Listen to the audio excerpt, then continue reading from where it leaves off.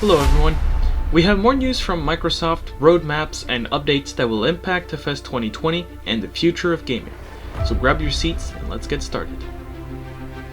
Let's begin with something many of you might or might not have heard of, Google Stadia. Google Stadia is a new cloud gaming platform where the hardware to power your game only resides in a Google data center and where you can play and switch to any device supported while keeping your game at the same state you left it at. Simply put, the computer is the data center and your game is streamed to your local computer. You have the processing power of a data center for your graphics. Multiplayer games can now host hundreds if not thousands of players.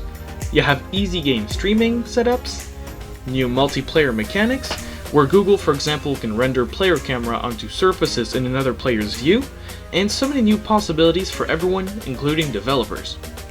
Now, you might wonder, how does this relate to FlightSim 2020? Let me explain. You see, Microsoft, being a competitor in the gaming industry, also wants to jump in on the cloud gaming business while still selling its consoles. Microsoft's new Xbox project Scarlett could change the very definition of a good old console. Microsoft will maintain its traditional console with the current development of its next generation in the Xbox Series, but a second product leaked as Scarlett Cloud, which would be a streaming box to push gaming to the next level. But why sell another box? If the processing is done at the data center, why not just use your own computers to receive the stream? Microsoft is trying a shared processing method, knowing they don't have the data center advantage Google has in terms of backbone server performance and capacity. The Scarlett Cloud would locally compute certain aspects, such as controller input, image processing, and even collision detection. On the price aspect, even if having dedicated hardware to do some of the game's processing locally could increase costs, it won't be nearly as much as a traditional console, and a higher price on this box isn't part of Microsoft's strategy, putting more focus on the Xbox Live, Xbox Game Pass, and subscription payment for access to cloud gaming. Competition between Microsoft and Google should help the consumer in not paying astronomical prices for such services and should benefit the consumer in the long run, the more companies join in on the market. I'm now coming to how this links to FlightSim 2020. We've seen many screenshots and videos previewing Microsoft's latest flight sim and left us wondering how accurate in terms of graphics and performance could such product really be. Will we need an RTX2080 or a Vega 64 to get a stable frame rate and a playable experience? From my last video, we speculated that the flight sim will be able to run on the latest Xbox coming out, late 2020, about the same time as Microsoft's flight sim. It is my belief and pure speculation that Microsoft will work on that simulator to work with many more level of details to properly scale the simulator between less and more powerful hardware, ranging from low-end computers to an Xbox to a higher-end PC to the data center, such that the experience can be shared on every device at a relatively minimal graphical impact. It fits with Microsoft's goal to reach around the world so you can access Xbox services from any device, anywhere. But it leaves us to believe that what Microsoft advertises is really what it looks like, and that's what it seems to be coming up.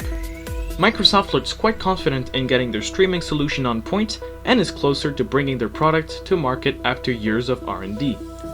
Now let's look at the software side of this video, the flight sim updates. Looking back on the June 20th post from Microsoft Flight Sim team, where they set the baseline expectation, and number 2 is a curious point, regarding what I just mentioned a minute ago. While the sim will be essentially made for PC, where most of the market resides, they're also optimizing it for their multi-platform support, which we know might include the closest Azure server to your house. We're also reminded that add-ons are going to be supported, and as they mentioned, they are aware of the concerns in the current ecosystem, which simply put means they will not be following up with the methods FlightSImWorld used to sell and distribute its add-ons. Tell me in the comments below if you want a video on how FlightSImWorld failed and why it did. Point 4 and 5 explain they want to make the sim as close to our expectations as possible, which includes yoke and pedal support, a must in such markets to remain relevant. On July 11th, we got a small post from the Microsoft Flight Sim team, announcing they're still working very hard to get the sim to a state that is good enough to start testing and catching bugs. And it's also reminding us that they're more than ever listening to community, reaching for feedback and suggestions. They announced they will release an update to their plan, the Insider program, which will start early August. Then finally, July 25th arrived. this time with a lot of details on the current state of things and the expected dates for roadmaps and the build program. August and September will be more active as it's part of the V1 release phase of the development roadmap and will release the full roadmap within the next few weeks, but they gave us a few dates to put on our calendars. August will be the big month, as Insider Program starts during the first 2 weeks, where Insider Program members will receive a more detailed preview of the roadmap, more clips captured from development builds, and insider participation sign-up with details for the preview build program, an early alpha version of the simulator.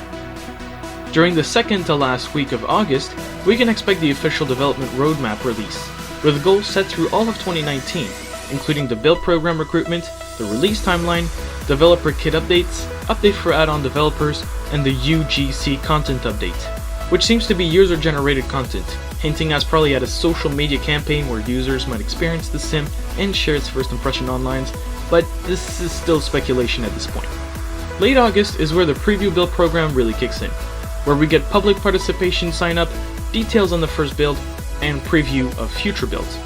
Those interested in signing up for the Insider program, which will give you access to those sign-ups and more when it gets released, we'll find a link in the description where you can sign up right away.